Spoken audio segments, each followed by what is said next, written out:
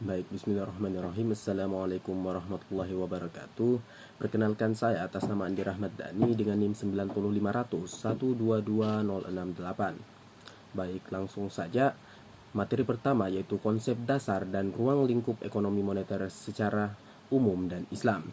Ekonomi moneter Islam secara definisi kurang lebih sama dengan ekonomi moneter secara umum, akan tetapi dibedakan dengan perlakuannya, di mana ekonomi moneter secara umum itu merupakan suatu sistem yang mengatur tentang peredaran uang dan peranannya dalam mempengaruhi tingkat harga dan kegiatan ekonomi pada suatu negara. Dalam ekonomi moneter Islam, di mana peranan uang dalam mempengaruhi tingkat harga dan tingkat kegiatan ekonomi diatur berdasarkan prinsip-prinsip Islam. Konsep-konsep dasar dalam ekonomi moneter Islam meliputi uang sebagai alat tukar, larangan riba, prinsip keadilan, dan juga prinsip keuntungan bersama.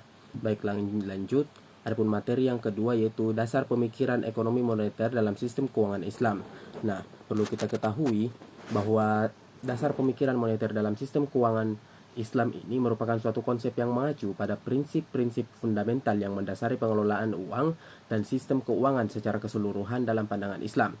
Konsep ini berbeda dengan sistem keuangan konvensional yang umumnya berbasis pada bunga atau riba. Sistem moneter dalam sistem keuangan syariah memiliki urgensi dan tujuan yang sangat spesifik yang didasarkan pada prinsip-prinsip Islam dan nilai-nilai keadilan. Lanjut. Materi ketiga ini itu teori dan konsep dasar keuangan Islam. Nah, perlu kita ketahui bahwa teori dan konsep dasar keuangan Islam merupakan landasan pemikiran yang mendasari seluruh aktivitas keuangan dalam pandangan Islam.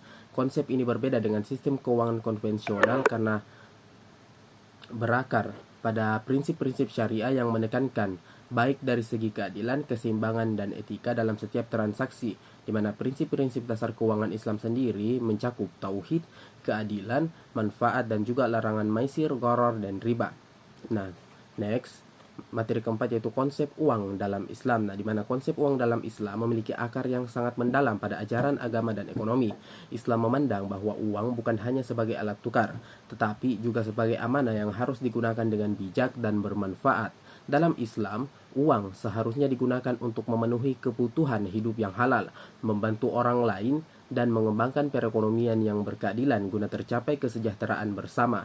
Fungsi uang dalam Islam yaitu sebagai alat tukar, satuan hitung, dan juga sebagai penyimpan nilai.